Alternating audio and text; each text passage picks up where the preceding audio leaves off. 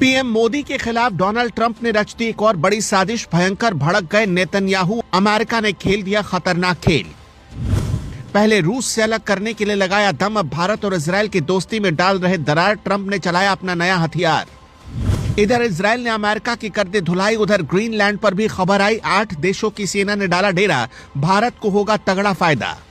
Trump जो कुछ भी कर रहे हैं वो उन पर ही भारी पड़ रहा है। फिर भी ट्रंप हैं कि अपनी शैतानी खोपड़ी से तूफानी आइडिया निकालते ही जा रहे हैं। डोनाल्ड ट्रंप ने चीन को भी पीछे छोड़ दिया। कब्जा करने के मामले में ट्रंप चीन से एकदम आगे आ गए हैं। अपनी इसी चाल से ट्रंप अब बहुत बुरा फंस चुके हैं। ट्रंप भारत के खिलाफ प्लान बनाते हैं और अपनी फजीहत के साथ ही अमेरिका का नुकसान करवा लेते हैं। अब एक बार फिर ट्रंप ने बहुत खतरनाक खेल कर दिया है। रूस से भारत को अलग नहीं कर पाए तो इजराइल और भारत के बीच दरार डालने के लिए निकल चुके हैं। ग्रीनलैंड मामले में एक्शन लेकर ट्रंप ने कैसे भारत को फायदा पहुंचाया है ये आपको आगे बताते हैं।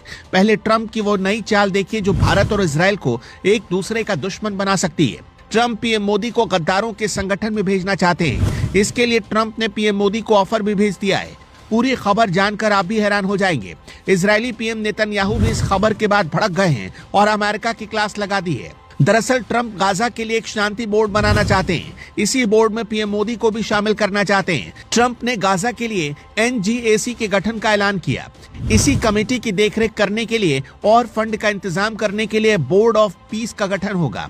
ट्रंप खुद इसके अध्यक्ष होंगे। अमेरिकी राजदूत ने इसका न्योता पीएम मोदी तक पहुंचाया है। इस बोर्ड में शामिल होने के लिए ट्रंप ने $1 बिलियन की एंट्री फीस रखी है। लेकिन इजराइल क्यों अमेरिका पर भड़का है उसकी वजह जान लीजिए। इस बोर्ड में शामिल होने के लिए पीएम मोदी के साथ ही पाकिस्तान के प्रधानमंत्री शहबाज शरीफ और तुर्की के विदेश मंत्री हाकान फिदान को भी न्योता भेजा गया है। बस इसी बात पर इजराइल भड़का हुआ है। तुर्की और पाकिस्तान का नाम सुनकर ही नेतन्याहू का खून खौल गया। नेतन्याहू का कहना है कि अमेरिका ने बिना इजराइल से बातचीत किए ही इस बोर्ड का ऐलान किया।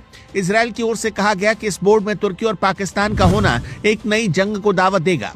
ट्रंप ने बिना इजराइल से पूछे मुनीर की सेना को भी गाजा आने का न्योता दे दिया। इजराइल ये बात जानता है कि पाकिस्तानी सेना और पाकिस्तानी खुद हमास का समर्थन करते हैं। ऐसे में पाकिस्तान का गाजा में होना इजराइल की ही मुसीबत बढ़ाएगा, जबकि तुर्की को हमास का ठिकाना है। पाकिस्तान को तो इजराइल ने पहले ही उसकी औकात दिखा दी है और अब तुर्की को लेकर भी भड़का हुआ है। रही बात भारत और पीएम मोदी की, तो $1 बिलियन की कीमत देकर भारत कभी इन गद्दारों के साथ शामिल नहीं होगा। जहां भारत के दुश्मन हो वहां जाकर भारत इजराइल जैसे दोस्त से गद्दारी नहीं करने वाला है। भारत इतना दम रखता है कि बिना इसमें शामिल हुए सीधे गजा तक मानवीय सहायता पहुंचा सकता है और इससे इजराइल भी नाराज नहीं होगा। ट्रंप का प्लान फिर फेल होगा, ठीक उसी तरह जैसे वेनेजुएला में हुआ। वेनेजुएला पर ट्रंप कब्जा नहीं कर सके तो ग्रीनलैंड को धमका दिया। ट्रंप के सपने तोड़ने के लिए 8 देशों की फौज फाइटर जेट्स, तोप और हथियारों के साथ उतर गई। नाटो के 32 देशों वाले गठबंधन को ट्रंप ने रूस के खिलाफ बनाया और अब यही गठबंधन रूस को छोड़कर अमेरिका से टकरा गया।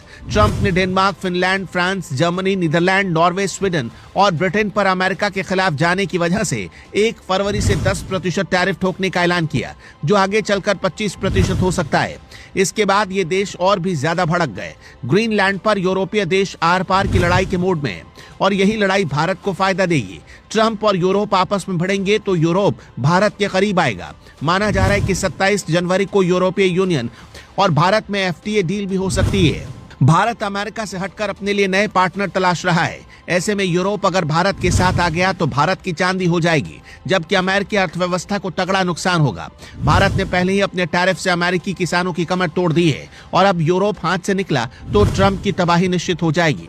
वैसे ट्रंप जिस तरह से अपने ही जाल में फंस रहे हैं, उसे लेकर आप क्या सोचते हैं, कमेंट बॉक्स में बता सकते हैं।